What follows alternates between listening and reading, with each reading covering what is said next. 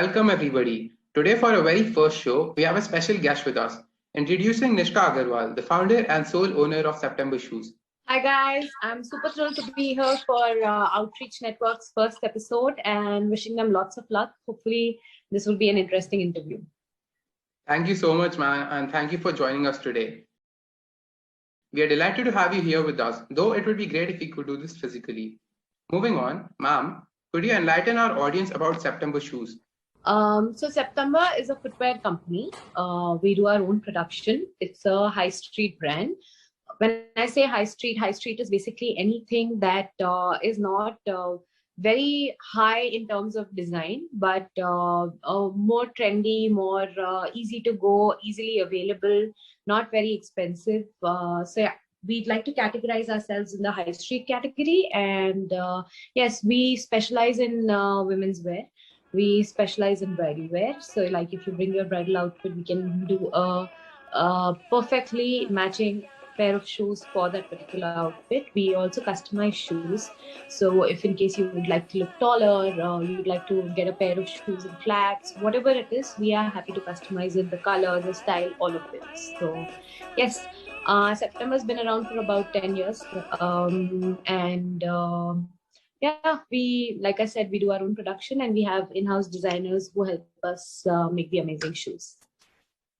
So it's wonderful how September has become a well-recognized brand. I see you have almost 12,000 followers on Instagram and you have gained people's trust in it. So I wonder where it all started. So can you tell us your story behind a young woman turning herself into a successful entrepreneur?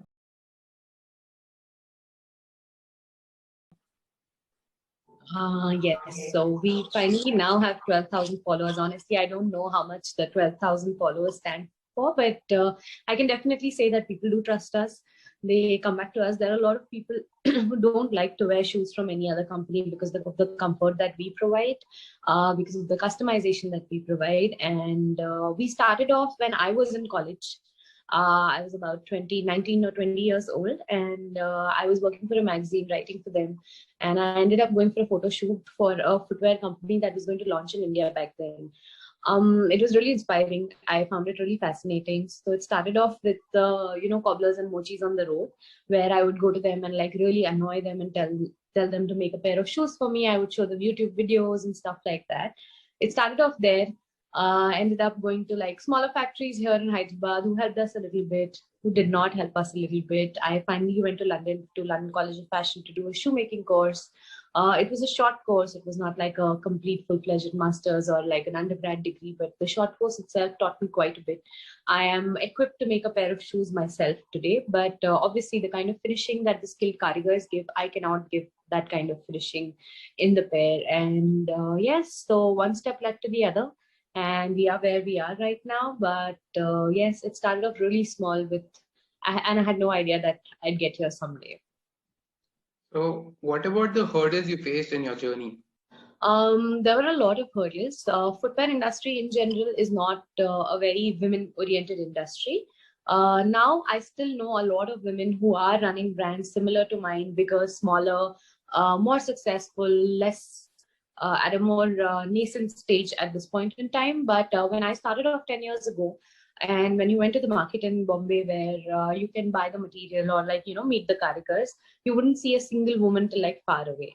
So for my trip, I would specifically take separate clothes to go to that particular area because it was really scary at that point in time. And like, to go to a specific workshop, you had to go through some very deserted lanes and all of that where you couldn't see a woman till like far away because most of these people who work over there are migrants who leave their families back home from different parts of the country and they're living there alone. So the sight of a woman, specifically a very young 20-year-old coming to their area was quite astonishing. They wouldn't want to take orders from me. They didn't have the trust that I would pay them.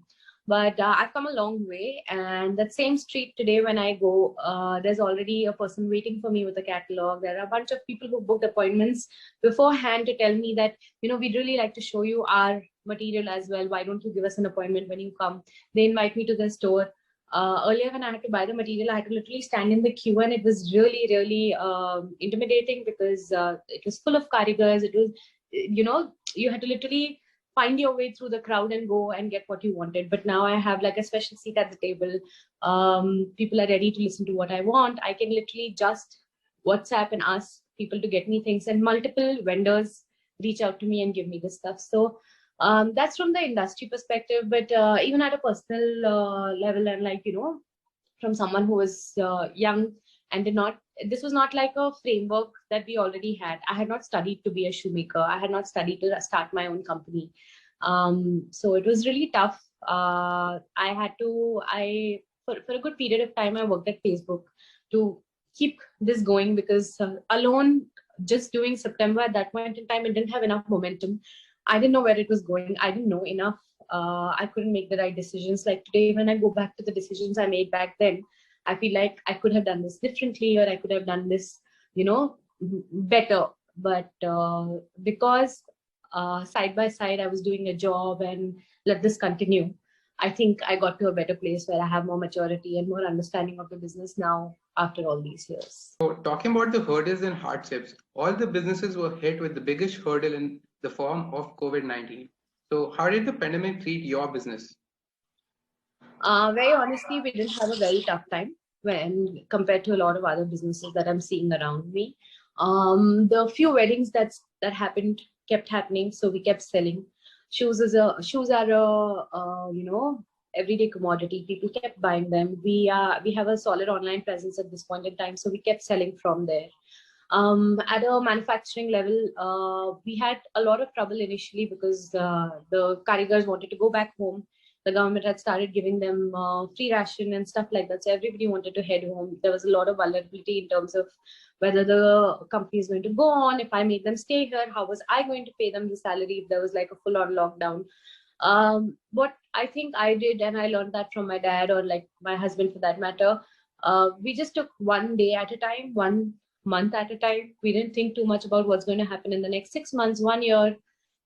We didn't think of it that forward. We just decided that, okay, fine, today we can sell shoes, today we can do production, let's do it. We'll talk about what's going to happen tomorrow. And we were always very, very prepared in terms of sourcing material, in terms of having advanced salaries given so that these people could provide for themselves. If there was a lockdown, it wasn't coming to a point where they didn't have enough food to eat. Like it's Ramzan time right now. So it's really difficult to ask them to work overtime, even though we have a lot of orders. A lot of people have already gone back home, so we are working on 50% of the staff. But like I said, we were lucky enough, we didn't have to fire anyone. We were in a good spot to never tell them that I'm not in a place to give them the salary or not pay the rents to whatever, place we were working out of and stuff like that. Thankfully, our vendors really helped. There's a lockdown in Bombay right now, but I really don't know how. But each time I'm ordering material, it somehow does reach us. Like I said, I think it's so vulnerable at this point in time. We just have to take it each day at a time and see how it's going. It's really taught me a lot. Like it's really taught me how it's so important to keep your unit tight, your people really close, and take care of whoever is working for you for a really long time. Most of the people who are working with me today have been around since day one. So yeah, I'm glad that we were able to take care of them. It is amazing how you have built and grown the business over these years, facing all the hurdles and hardships. But one common question that we all have in our mind is, what is the meaning behind the name of your brand, September? So like I mentioned, I was just 20 back then, and that was the most creative thing I could come up with. I was born in September, and it's simply called September because of that. That is a very interesting way to come up with the name. Could you give us any insights about your future plans and goals related to expansion in other cities or an online platform?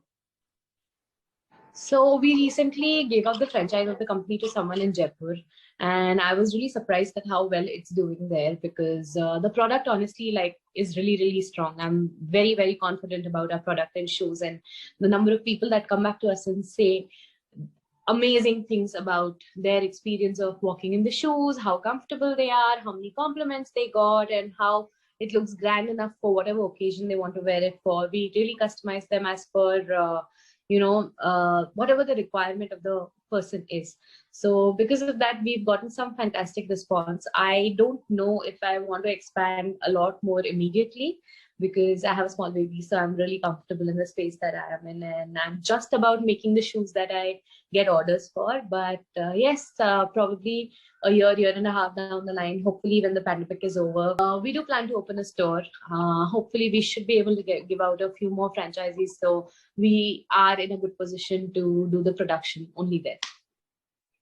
So coming to the end of our show, I'd like to ask one last question. To all the aspiring entrepreneurs and young listeners out there, to another young Nishka Agarwal who is just beginning her journey, what would you like to say to them? I'd like to tell them that they should explore and they should do absolutely whatever they wish to do. I started September, and for the first 4.5 years, I had no idea that I was going to end up here. It's now that it is my full-time business. It's now that, I'm really giving it so much of my time, or like drawing so much back from it. For a very, very long period of time, I studied alongside. I did a corporate job. I was working at Facebook. I worked as in the store at Zara in London. I did a bunch of things. Like I did a lot of things side by side, and then I finally figured that this was something I wanted to invest all my time in. So I'd really like to tell all of you guys, or everybody out there, not just like the girls, but even the guys, take your time to actually explore and do a lot of things, but do those things. Don't like not do anything and just laze around at home. Go ahead, explore. Do some corporate jobs. You'll actually know if it's for you or if it's not for you. Go to your businesses at home if you're getting a chance to learn. I don't admit it too much, but I wish I had learned more from my dad. He's a fantastic business person, and he really tried very hard to take me to his office and teach me, but it wasn't my calling, so I didn't go there. But I see my sister going there now, and I really wish I had learned a lot of those things, even if I was doing September. Like I know I would have been able to do it more easily, in a much better way, in a much more organized way and stuff like that. So really get out there to learn a lot, and you'll be in a good spot to figure out exactly what you want to do some point onwards. But yeah, please do something for sure, because the ability to work, the ability to have financial independence, I think it's a huge milestone, like a huge milestone. I see so many people today, and I wish that the one thing I could gift them, people older than me, people who aren't able to really channelize their energy into doing something that gives them the happiness that I get from September, I really wish I could gift them something like this, because their world would change. So yeah. That is indeed very inspiring, ma'am. I hope whoever is listening takes something home from today's session. It was a pleasure to have you with us today. Thank you so much for joining us, ma'am. We hope you and September reach all your milestones and achieve all your goals.